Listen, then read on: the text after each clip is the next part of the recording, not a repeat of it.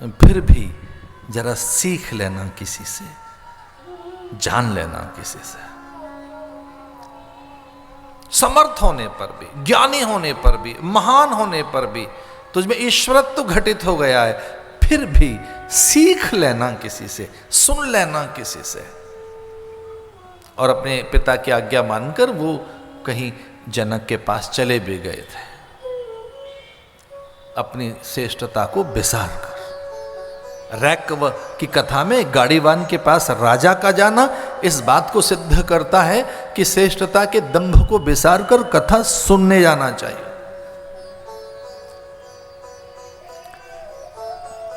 सच्चिदानंद रूपाय, बड़ी सुंदर सी बात है। हम जिस संसार में रहते हैं वो दो चीजों से मिलकर बना है। वेदांती महापुरुष प्राय ऐसा कहते हैं, जगत नामात्मक है, रूपात्मक है। हाँ सचमुच इसमें दो ही मसाले लगे हैं जगत को बनाने में, एक तो रूप है, दूसरा नाम है। जगत तभी तक है, जगत का कोई जो अस्तित्व है बिना नाम के नहीं रह सकता। जगत का अस्तित्व नाम पर आधारित है और रूप पर आधारित है। जगत में से रूप नाम छीन लो, जगत नहीं रहेगा। संसार कब तक टिका हुआ है? इसे रात क्यों कह रहे हैं? रूप है, इसका नाम है कि अब धीरे से अब ये प्रदोष से रात बढ़ रही है। कोई भी चीज जो अपने साथ रूप रखती है उसका नाम है, उसका नाम है। आप लेखनी उठाइए और कुछ लिखने चलो और न चले, बस आपने रखा, एक बिंदु बन गया, थोड़ी सरकाई तो रेखा बन गई। जैसे ही कुछ सोचोगे एक रूप खड़ा हो जाएगा। इस पर फिर से ध्यान से सुनना, आप बिना रूप के सोच नहीं सकते।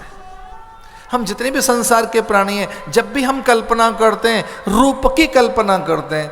इसलिए परमात्मा के भी हमने रूपों की कल्पना कर ली, मूर्तियां बना डाली। आप शायद चौंक जाएंगे, इतनी मूर्तियां जो आज बन रही हैं कभी नहीं बनी, आज ज्यादा बन रही हैं। जितनी मूर्तियां आज बन रही हैं कभी नहीं बनी। इसका अर्थ क्या है? हमें ईश्वर में भी रूप चाहिए और नाम। लेकिन परमात्मा क्या है? सच्चिदानंद रूपाय। अगर कोई पूछने चले कि भगवान का रूप क्या है, तो भगवान का रूप है सच्चिदानंद रूपाय। एक रूप उनका नरसिंह हो सकता है, परशुराम हो सकता है, कोदंड पिनाकधारी आप्त काम पूर्ण काम निष्काम प्रभु राम हो सकता है। उनके ओठों पर लेटी बांसुरी है तो वो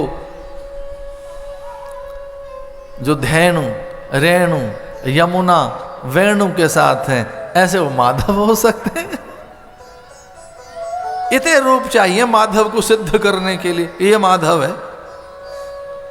कित मुरली कित चंद्र का कित गोपियन को साथ, अपने जन के कारणे श्री कृष्ण भय रघुनाथ। तुलसी ने प्रणाम किया वहां और किसी ने कहा आप तो राम उपासक हैं, कहाँ चले आए बिहारी जी के पास?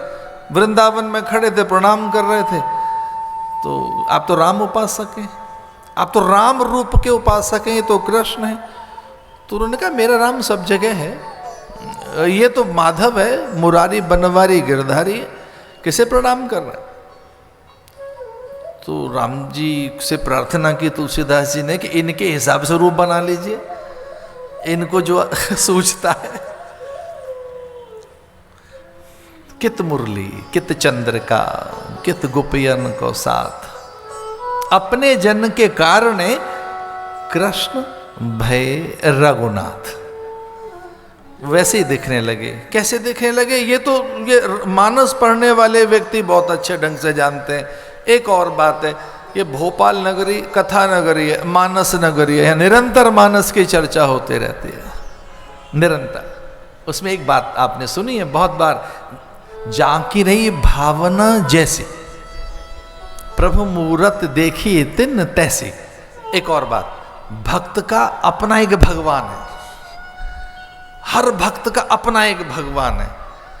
इस पर एक और बात कही किसी विचारक ने कि भगवान ऐसा सच कोई और नहीं, भक्त का प्रोडक्ट है, भक्त का उत्पाद भगवान। भगवान तो भक्त ने रचा है, उसकी कल्पनाओं से, उसकी भावनाओं से, उसकी विचारणा से, धारणाओं से, संकल्पना से है। भगवान तो हैं, पर जिस ढंग से भक्त ने उन्हें रूपायित किया है, परिभाषित किया है, जिस ढंग से उन्होंने भक्त ने उनको प्रकट किया है, तो रूप किसने दिया है? भक्त ने। भक्त ने रूप दिया है, या भक्त के लिए रूप धारण किया है। सच्चिदानंद रूपाय विश्वोत्पत्त्यादि हेतवे। यहां तीन चीजें संसार में निरंतर चल रही हैं: सृष्टि, स्थिति, संहार। इस पे तो हमारा महाग्रंथ रचे गए। प्राय शाक्त और श्री विद्या उपासक या अनेक और जो गुह्य मंत्रों की उपासना और साधना में लगे हैं, वो तो कई बार इन क्रमों का हमसे आकर परिचय पूछते हैं कि हम सृष्टि क्रम से उपासना करें या संहार क्रम से या स्थिति क्रम से। उपासना के भी ये भेद हैं कि सृष्टि क्रम से उपासना की जाए या स्थिति क्रम, और एक है संहार क्रम। निरंतर ये तीन चीजें चल रही हैं। यहां जन्म है और जन्म के साथ विकास ह्रास है, और तीसरा अंत है। यहां संसार में ये निरंतर चीजें चल रही हैं, और इनको इस तरह से इनकी गणना और इनके प्रकार या इनको कोई एक क्रम देना चाहें तो ये चार चीजें हमेशा दिख रही हैं। नंबर एक कि यहां जन्म है, फिर दूसरा उसका विकास है, फिर तीसरा उसमें ह्रास है, और चौथा अंत है। इसलिए एक जन्म के साथ विकास, और विकास के साथ ही एक चीज जुड़ गई, ह्रास। कली का कौमार्य विकसित हुआ फूल, और फूल अब पूरा गंध सुगंध मकरंद, उसमें सौकर्यता सौरस्यता, उसमें पूरी की पूरी अपनी एक आभा शोभा, और लो अब झड़ने लगा वो। ये क्या है? ह्रास।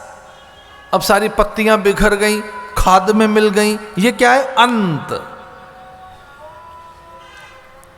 यहां पर ये चीजें विकास, उसके साथ ही ह्रास है, फिर अंत है। एक किसी विचारक ने पूछा, अगर चार चीजें यहाँ, एक है जन्म, दूसरा है विकास, तीसरा है ह्रास और चौथा है अंत, तो अंत के बाद क्या है? तो विचारक कहते हैं अंत के बाद है अनंत। अच्छा, हमारे चेले भी अजीब तरीके के होते हैं। ये चेले माने कई तरीके के सच मानिए अद्भुत। अब एक गुरु ने दीपक जलाकर अपने शिष्य से पूछा कि बेटा ये प्रकाश कहाँ से आया है? दीपक जलाकर पूछा शिष्य से गुरु ने, बेटा ये प्रकाश कहाँ से आया है? तो चेले ने दीपक बुझा दिया और कहता, गुरुदेव ये कहाँ चला गया? अजीब किस्म के शिष्य होते हैं। अब गुरु ने तो दीपक जलाया, इसमें जिज्ञासा जगे प्रकाश के लिए, आलोक के लिए। दीप जलाकर गुरु ने पूछा कि बेटा ये प्रकाश कहाँ से आया है? तो दीपक बुझाया चेले ने और कहा, गुरुदेव पहले ये बताओ गया कहाँ? तो गुरु ने कहा, जहां से आया था वहीं गया। कहाँ गया? बोले अनंत से आया था, अनंत से आया था। कहाँ चला गया? अनंत में चला गया। इनफाइनाइट, अनंत। इसलिए भगवान की प्रार्थना करते हुए ऋषियों ने कहा, एक नाम बहुत अच्छा है इनका, नमोस्तु अनंताय। भैया आप अनंत हैं, कुछ समझ नहीं आता। हरि अनंत, हरि कथा अनंता। तो ऋषियों के जब बिल्कुल समझ नहीं आया परमात्मा, तो उन्होंने कहा कि हे प्रभु आप अनंत हैं, कुछ और छोर तो दिखता नहीं, आदि अंत मध्य दिखता नहीं, कहाँ से आरंभ करें, पहले किसे बताएं, आप पहले कहाँ कैसे हैं, कुछ समझ तो आता नहीं। तो क्या बताया? नमोस्तु अनंताय, हे अनंत आपको प्रणाम है। सहस्त्र मूर्तये सहस्त्र पादा कृशरोर्वाहवे, सहस्त्र नामने पुरुषाय शाश्वते कोटि कोटि कोटि।